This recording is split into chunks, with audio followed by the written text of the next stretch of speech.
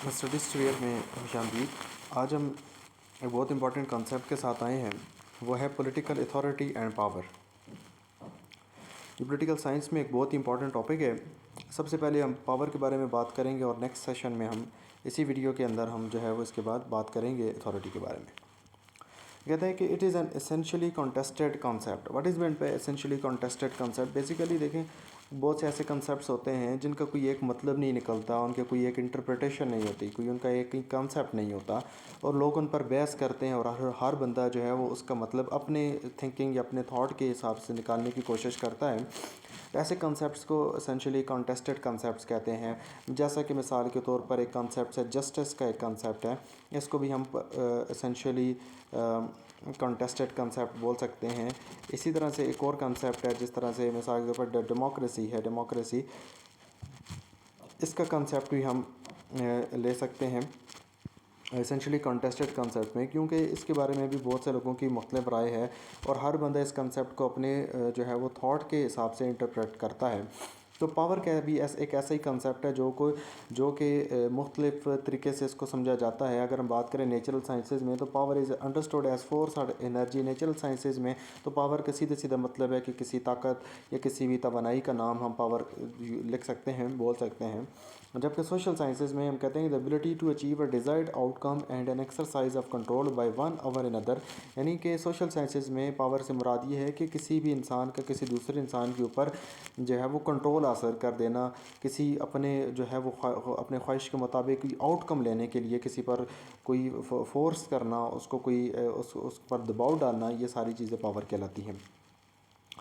Power is psycho political phenomena, यानी कि power एक माइंड और पॉलिटिक्स का एक मजमूआ है। यानी माइंड और पॉलिटिक्स, साइकोलॉजी और पॉलिटिक्स का एक मजमू हम कह सकते हैं पावर को। It is the capacity of person, group, institution to affect, यानी कि ये कैपेसिटी है किसी पर्सन की, ग्रुप की या इदारे की, टू इफेक्ट, कि वो मुतासर करे और चेंज करे या मॉडिफाई करे किसको, the behaviour of other person, group, institution, किसी दूसरे आदमी या किसी दूसरे ग्रुप या किसी दूसरे इंस्टीट्यूशन के बिहेवियर को। यानी कि एक इंसान दूसरे इंसान या एक इंस्टीट्यूशन दूसरे इंस्टीट्यूशन के बिहेवियर को जब चेंज करने की कोशिश करता है तो हम कहते हैं कि यह पावर का इस्तेमाल कर रहा है।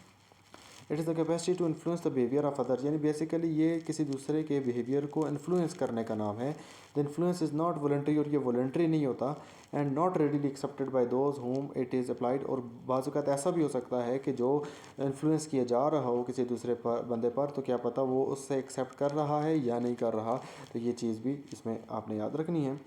तो power is the capacity of one two impose his will over other irrespective of the will of others, यानी पावर एक ऐसा कंसेप्ट है कि कैपेसिटी है कि जिससे एक इंसान दूसरे इंसान पर कोई इम्पोजिशन करता है, कोई पावर कोई जोर डालता है irrespective of will of other, चाहे अगले बंदे की उस दबाव को लेने की माइंड हो या ना हो।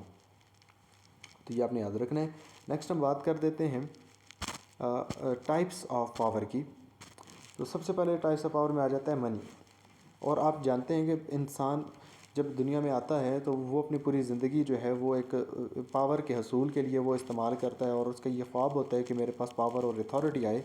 तो उसके जहन में एक बात आती है कि मेरे पास अगर पावर जब ही आएगी जब मेरे पास पैसे होंगे, मनी होगी।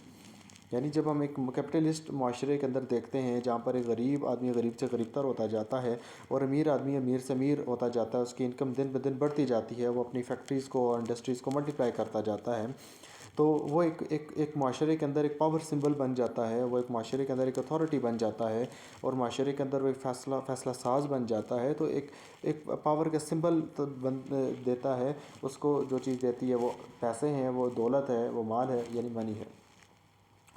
इस तरह से दूसरा military, Machiavelli advocated strengthening military capacity to make state powerful.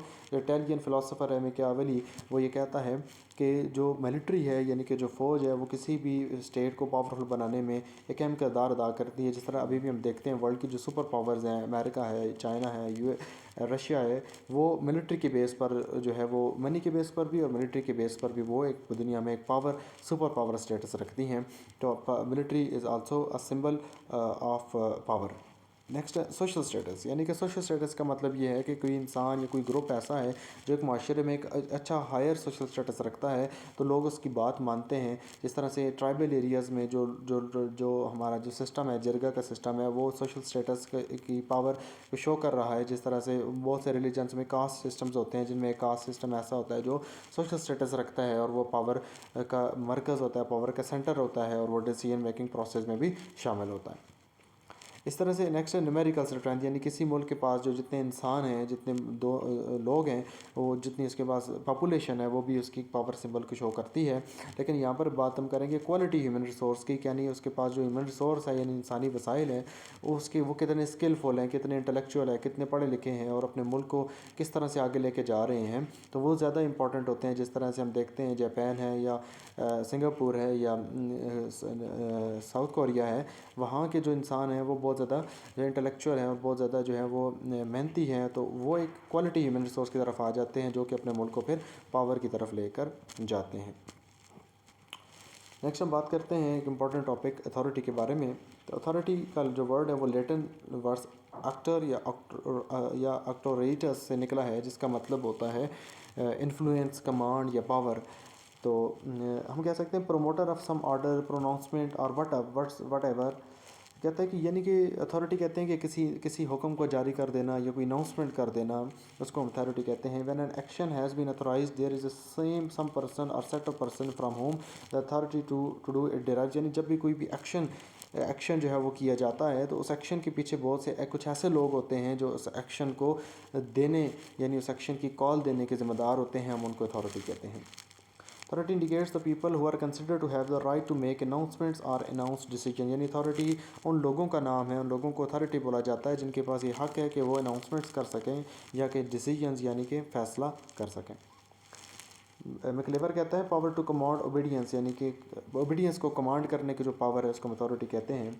इस तरह से power to make decision which guides the action of others, यानी कि वो उन फैसलों को उन फैसलों को देने की जो ताकत है जो दूसरों के एक्शन को गाइड करते हैं, उनको इन्फ्लुएंस करते हैं, हम उसको अथॉरिटी कहते हैं।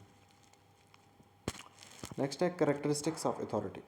सबसे पहली जो करेक्टरिस्टिक ऑफ अथॉरिटी है वो है लिजिटिमेसी। लिजिटिमेसी का मतलब ये है कि determines the effectiveness and acceptance of authority, यानी अथॉरिटी जो होती है वो हमेशा लिजिटिमेट होती है, यानी वो जो फैसला करती है उसको हर सूरत में एक्सेप्ट किया जाता है।